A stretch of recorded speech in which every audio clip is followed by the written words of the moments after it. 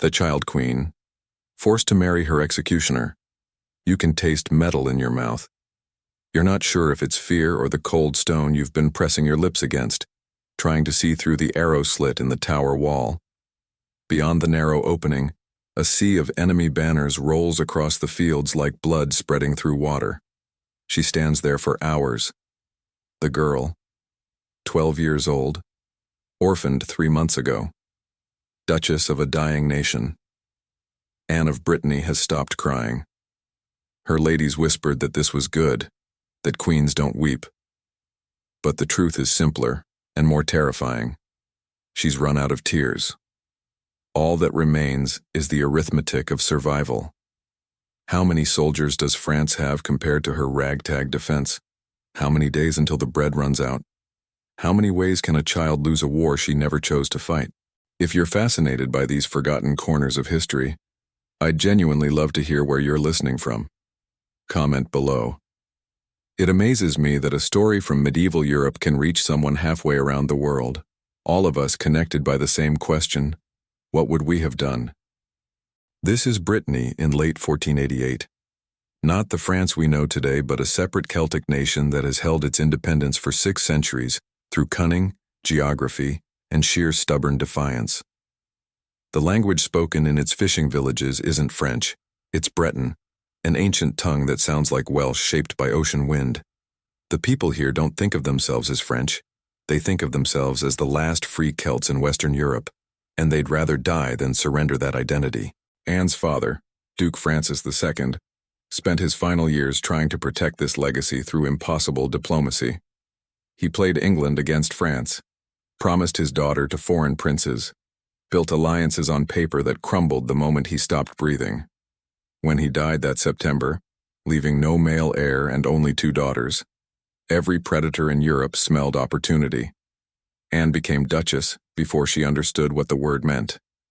In the royal courts of Europe, men old enough to be her grandfather began drawing up marriage contracts with her name on them, dividing her lands like butchers portioning a carcass.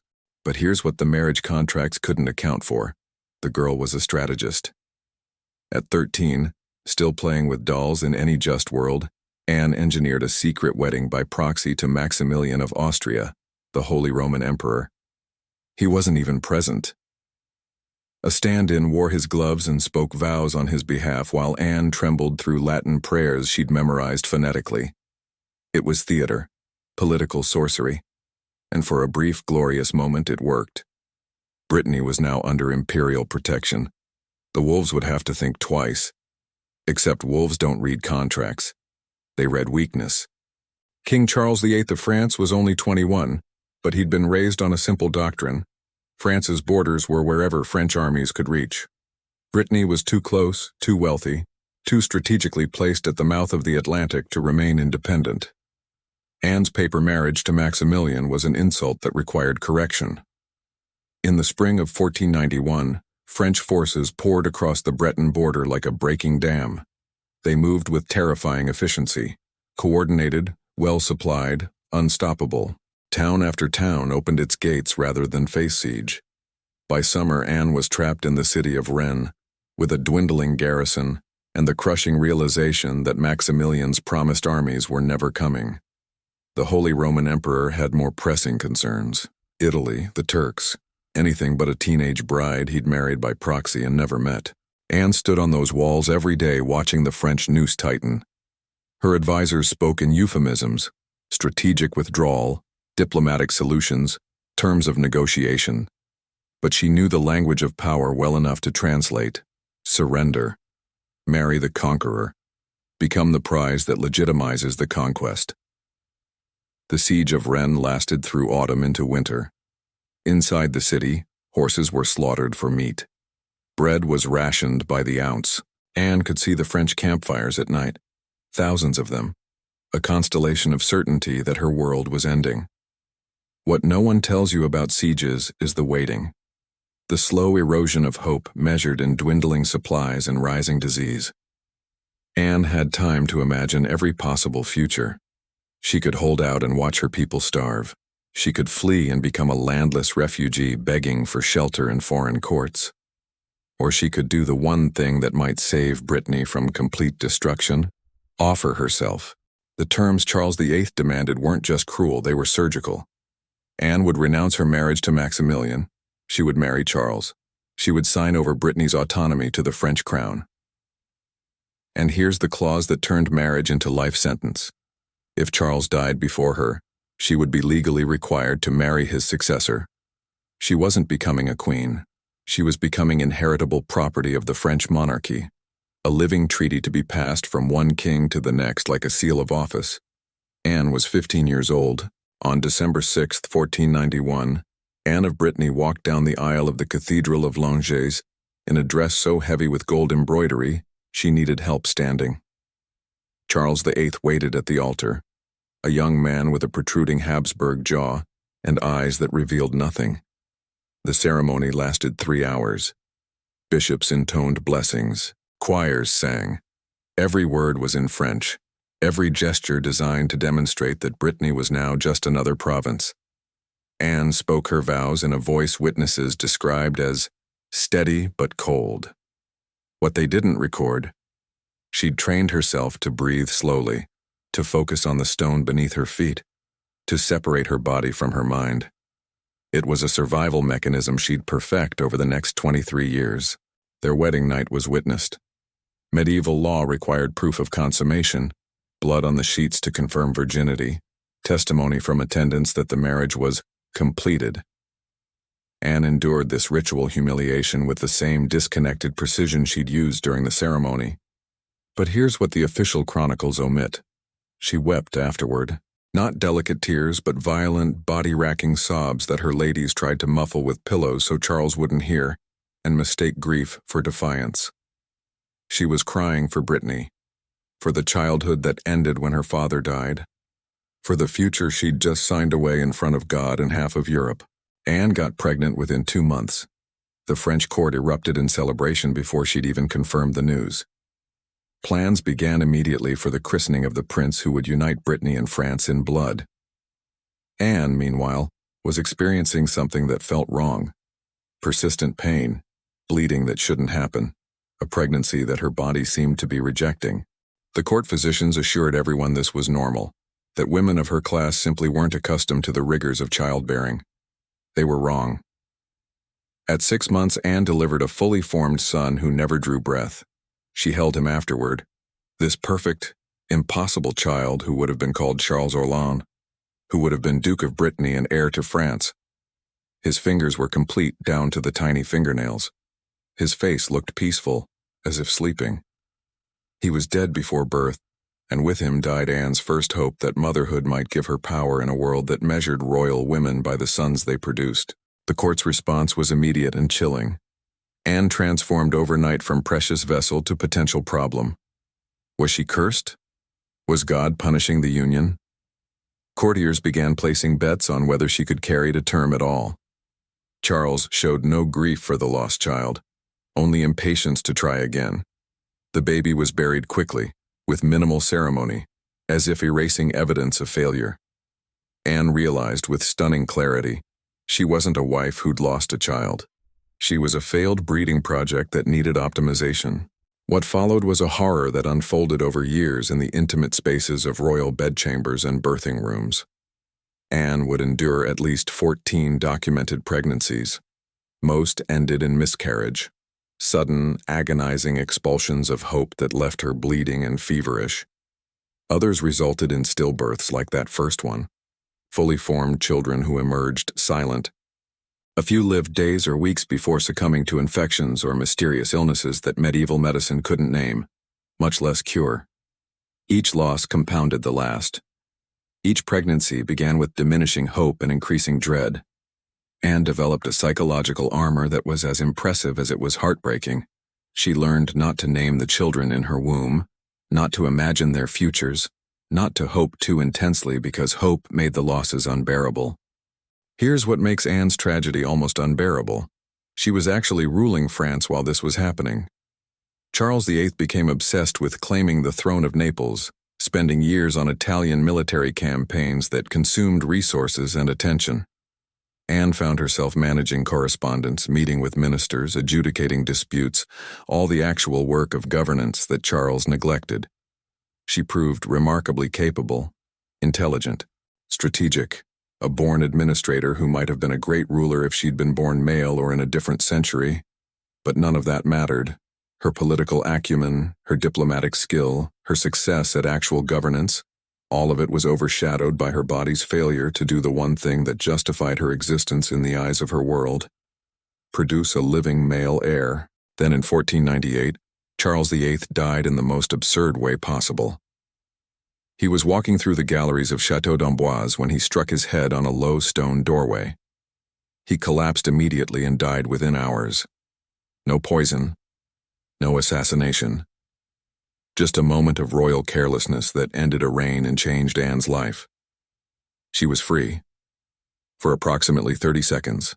According to the marriage contract she'd signed 7 years earlier, Anne was now legally required to marry Charles's successor, Louis XIV. There was one complication. Louis was already married to Joan of France, daughter of Louis XIV, and a woman who'd done nothing wrong except fail to produce children. The solution was medieval in its ruthless efficiency. Louis would seek an annulment from the Pope, claiming the marriage was invalid. The annulment proceedings were a masterclass in institutional cruelty. Louis claimed Joan was physically deformed and unable to consummate their marriage, this despite 22 years of marriage and considerable evidence to the contrary. Joan was dragged through public humiliation as church lawyers debated the intimate details of her body in their bedroom. She was examined by physicians, interrogated about the most private aspects of her life, and ultimately cast aside to a convent. Anne watched this proceeding with horror and recognition. She was seeing her own potential future. Royal women weren't people. They were problems to be solved, obstacles to be removed, assets to be redistributed. But Anne was no longer the terrified 15-year-old who'd trembled through her first wedding. She was 22 now, hardened by loss and political survival. When Louis XV came to claim her as his second wife, Anne did something unexpected. She negotiated. She agreed to marry him. She had no real choice, but she extracted concessions that should have been impossible for a woman in her position. Brittany would retain certain autonomous privileges. She would have a voice in succession questions. Most importantly, if Louis died before her, she would not be forced to marry his successor. She would finally be free to choose her own path. The negotiations took months. Anne faced down the most powerful king in Europe and won promises that carved out small spaces of agency within the prison of royal marriage. The wedding in January 1499 was different from her first in every way that mattered. Anne entered the Cathedral of Nantes in a dress of Breton design, a small but deliberate statement of identity. She spoke her vows in a steady voice that no longer needed armor to seem strong. When she placed her hand in Louis's, it wasn't surrender. It was negotiation. A treaty between equals, however unequal their actual power. Louis XIV proved to be a different kind of husband than Charles had been. Where Charles was brutal and neglectful, Louis was calculating and pragmatic. He understood that Anne wasn't just a wife, but a political partner whose cooperation was essential to his success. Their marriage developed into something resembling mutual respect. Not love, never love, but a working relationship between two people who recognized their fates were bound together. Anne threw herself into building a court culture that honored both French sophistication and Breton identity. She commissioned works celebrating Breton history, established schools teaching Breton language, and created a network of female patronage that extended her influence throughout the kingdom. These might seem like small gestures, but they were acts of cultural resistance that ensured Brittany's memory would survive even after its political independence died. She was preserving what she could of her homeland in the only ways left to her, but the pregnancies continued, and the losses. Anne's body had become a battleground where the future of France was fought, and she was losing every battle. In 1501, she gave birth to Claude, a daughter who lived, thrived, became the light of her life. For the first time in a decade, Anne experienced the joy of successful motherhood. But even this happiness was shadowed by reality. Claude was a daughter, not the son France desperately needed. The subsequent pregnancies followed their familiar devastating pattern. Sons who lived only hours, daughters who never drew breath. The endless cycle that defined Anne's existence as queen and woman. By 1514, Anne's health was failing. She was only 36, but her body had endured more than most women experienced in twice that span. She knew time was running out, and she had one final act of resistance to perform: securing her daughter's future. She negotiated Claude's betrothal to Francis of Angoulême, Louis's heir presumptive. It was political genius. If Anne couldn't produce the sons to rule France, she'd ensure that her daughter's sons would. She was protecting Claude from the cycle of forced marriages and political subjugation that had defined her own life. Anne of Brittany died on January 9, 1514 at Château de Blois. The official cause was a kidney stone, but the truth was more complex. Her body had simply been used up by the demands placed upon it. Her last recorded words were a prayer for Brittany, a final acknowledgement of the homeland she'd sacrificed to save it from total destruction. The funeral procession stretched for miles. Thousands lined the roads, especially in Brittany, where people remembered her not as the queen who'd married their conquerors, but as the daughter who'd tried to preserve their identity when preservation was the only form of victory left. Here's what survived. Anne's tomb in the Basilica of Saint-Denis bears an inscription that calls her Duchess of Brittany, twice Queen of France.